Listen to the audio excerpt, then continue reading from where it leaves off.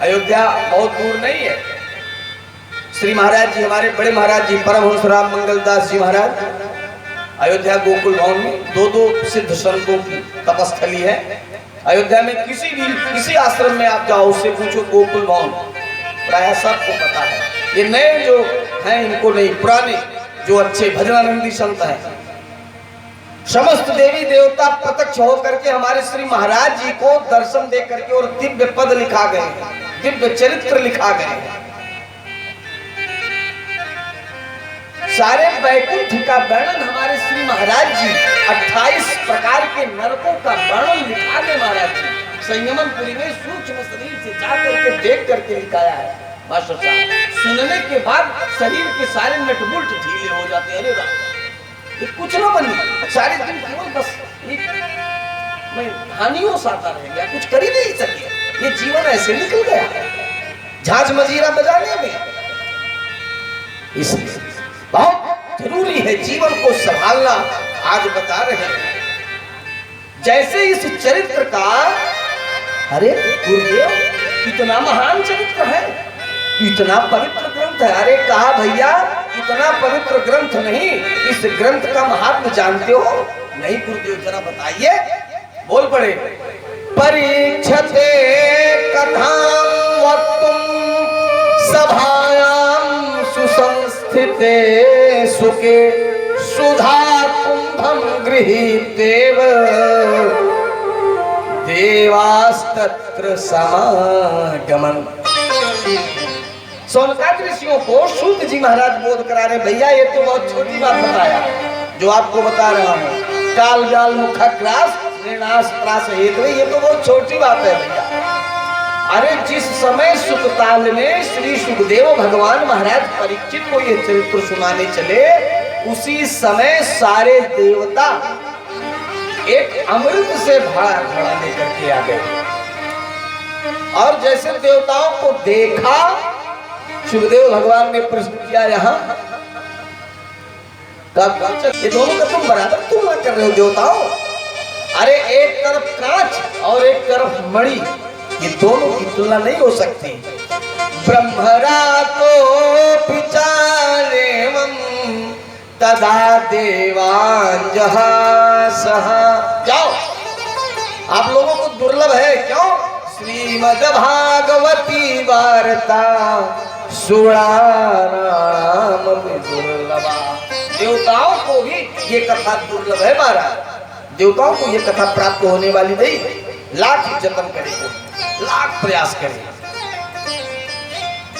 जो भगवान के इस पावन चरित्र में बैठे और महाराज परीक्षित को यही सुनते। महाराज परीक्षित से जैसे प्रश्न किया, महाराज परीक्षित ने कहा महाराज जीव कैसे जाने कि उसका आज पुण्य है और आज उसका पाप है? कहा सहज है परीक्षित। जिस समय भगवान के कार्य के लिए मन उद्गत हो जाए, भगवान का कार्य करने को मन कर जाए, तो जीव को मानना चाहिए कि आज हमारा पुण्य हमारे साथ है। और जिस दिन मन आपका अन्यत्र विचरण करे, आपका मन अन्यान्य कामों में समाहित हो जाए, तो जीव को मानना चाहिए कि अब कहीं न कहीं हमको कलिकाल ने पकड़ रखा है, कुछ गड़बड़ी होने वाली है। और जीव अपने घोड़े को तुरंत भगवान की तरफ घुमा लिए, तब तो जीव का कल्याण हो जाए। क्योंकि छीणे पुण्य मृत्युलोकम दिशन्ति, स्वर्गलोक तक ये क्षमता है, ब्रह्मलोक में भी ये क्षमता, पितृलोक में भी ये क्षमता है।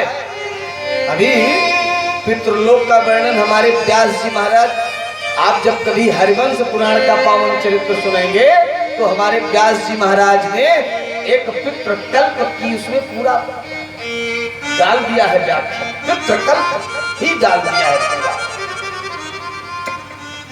इंद्रलोक से ऊपर और ब्रह्मलोक से नीचे पितृलोक की स्थापना है, जहां सुधा के साथ पितरों का विवाह करके भगवान पितृलोक की स्थापना किए। हमारे पितर वहीं जा करके सुख पूर्वक रहते हैं। इसलिए पुत्र का काम ही है, पुत्र की परिभाषा ही है पुण्यनाम नरकः त्रायत इति पुत्र। जो अपने पिता को नरक से बचावे वही तो पुत्र है। वो रास्तन खतौनी ले ले बैंक बैलेंस ले ले, वो कार्मिक पुत्र है, उसको पुत्र नहीं। इसलिए पुण्य नाम नर कहता है। पुत्र के 3 काम हैं। 3 काम अगर करे तो सार्थक पुत्र पुत्रता। प्रथम क्या बोलते हैं? प्रत्यक्षे वचन करणात छहाए भूरी भोजना और गया पिंड दानेन सार्थक पुत्र पुत्रता। अगर पिता माता जीवित हैं तो उनके वचनों का पालन, ये पुत्र का प्रथम लक्ष्य काम है। दूसरा, पिता की शरीर का अवसान होने के बाद ले जाकर के उसकी कपाल क्रिया और 10 गात्र सभी करके और दरवाजे पर भूरी भोजना, ब्राह्मण भोजन कराए। दूसरा कर्म पुत्र का। तीसरा, गया पिंड दानेन, गया कपाल दे दी, ब्रह्म कपाल प्रेतशिला पर जाकर के पिंडदान करे और आकर के बंधु बांधवों समाचरित अपने बंधु बांधवों के साथ भगवान के इस पावन चरित्र को सुन करके और भोजन प्रसाद ग्रहण करे। सार्थक पुत्र पुत्रता। इन 3 कामों को करने से जीव पितृ ऋण से मुक्त हो जाता है। ये हमारे शास्त्र में हमारे मनीषी लोग वर्णन करते हैं और कहते हैं। सूत जी महाराज ऋषियों को बोध करा रहे, भैया ये छोटी बात, ये तो और छोटी बात है। राज्यो मोक्षम तथा बीच पुरा धात